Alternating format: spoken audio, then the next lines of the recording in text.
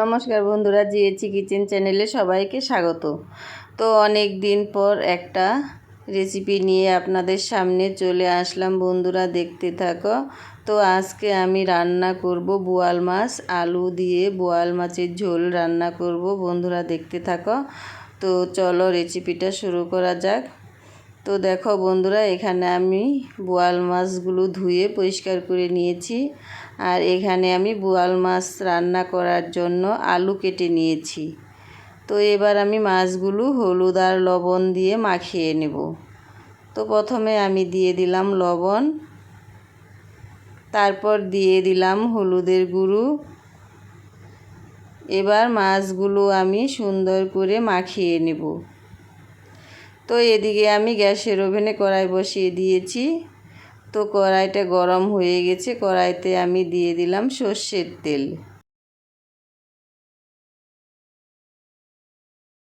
তো তেলটা গরম হয়ে গেলে তারপর আমি এর মধ্যে মাছগুলো দিয়ে দেব। দেখো বন্ধুরা, তেলটা কিন্তু গরম হয়ে গেছে। এবার আমি মাছগুলো দিয়ে দিচ্ছি এক এক করে। তো সবগুলো মাছ কিন্তু একবারে ভাজতে পারবো না, আমি 2-3 বারে ভেজে নেব। তো মাছগুলো এক পাশ ভাজা হয়ে গেছে, এবার আমি উল্টিয়ে দিচ্ছি খুন্তি দিয়ে। তো বন্ধুরা, বোয়াল মাছ কিন্তু একটু সাবধানেই ভাজতে হবে, কারণ বোয়াল মাছ ভাজতে গেলে কিন্তু তেল ছিটতে থাকে। তো এর কারণে একটু ঢাকা দিয়ে দিয়ে ভেজে নিতে হয়। তো আমি কিন্তু একটু ঢাকা দিয়ে দিয়ে ভেজে নিয়েছি। তো মাছগুলো কিন্তু ভাজা হয়ে গেছে, এবার আমি তুলে নিলাম।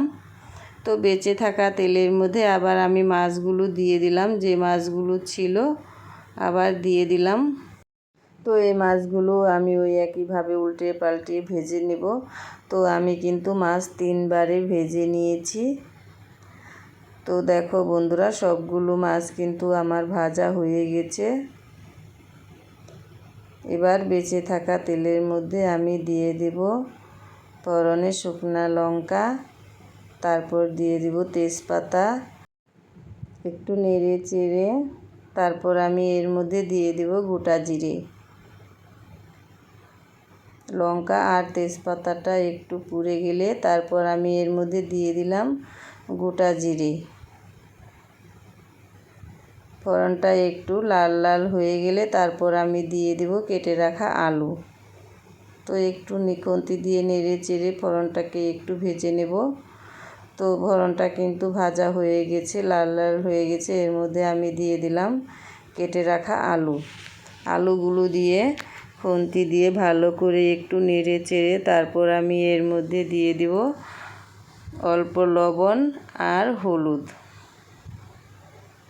লবণ আর হলুদ দিয়ে আমি আলুটাকে একটু ভালো করে ভেজে নেব, একটু গোল্ডেন কালার করে আলুটাকে ভেজে নেব। তারপর আমি এর মধ্যে সব মশলাগুলো অ্যাড করে দেব। তো দেখো বন্ধুরা, আলু কিন্তু ভাজা হয়ে গেছে। এর মধ্যে আমি দিয়ে দিলাম প্রথমে লঙ্কা বাটা, তারপর দিয়ে দিলাম জিরে বাটা 2 চামচ, তারপর দিয়ে দিলাম আদা বাটা 1 চামচ, আদা বাটা দিয়ে দেব। তারপর দিয়ে দেব ধনিয়া গুঁড়ো দিয়ে দিলাম 2 চামচ, তারপর দিয়ে দেব লবণ দিয়ে দিলাম 2 চামচ, তারপর দিয়ে দেব হলুদের গুঁড়ো দিয়ে দিলাম। এবার মশলার সাথে আলুটাকে খুব ভালোভাবে কষিয়ে নেব। তো আমি একটু জল দিয়ে নিলাম মশলাটা যাতে পুড়ে না যায়। তো এবার খুন্তি দিয়ে নেড়ে চেড়ে মশলাটাকে খুব ভালোভাবে কষিয়ে নেব আলুর সাথে। তো দেখো বন্ধুরা, মশলাটা কিন্তু খুব ভালোভাবে প্রায় কষানো হয়ে এসেছে, আর একটু কষিয়ে নেব। তো দেখো বন্ধুরা, মশলাটা কিন্তু খুব ভালোভাবে কষানো হয়ে গেছে আলুর সাথে।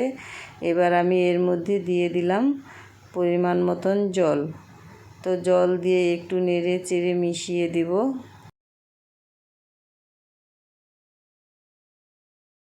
তো তো ঝোলটা কিন্তু ফুটে গেছে। এবার আমি ভেজে রাখা মাছগুলো দিয়ে দিচ্ছি। মাছগুলো দিয়ে একটু খুন্তি দিয়ে আস্তে আস্তে করে নেড়ে দেব।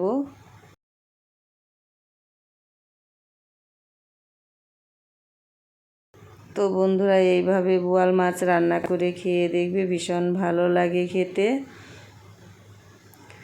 তো আমার মাছের ঝোলটা কিন্তু প্রায় রেডি হয়ে এসেছে।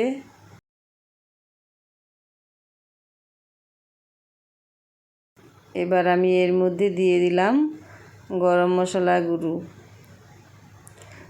মশলার গুঁড়ো দিয়ে আবার একটু ভালো করে নেড়ে নেব। তো দেখো বন্ধুরা, আমার মাছের ঝোল কিন্তু রেডি। এবার আমি নামিয়ে নিয়েছি। তো দেখতে কিন্তু সুন্দর হয়েছে, খেতেও ভীষণ ভালো হয়েছিল। তো বন্ধুরা, তোমাদের কাছে কেমন লেগেছে কমেন্ট করে বলবে। তো আজকের মতো এই পর্যন্তই, দেখা হচ্ছে অন্য কোনো রেসিপিতে। ততক্ষণের জন্য টাটা।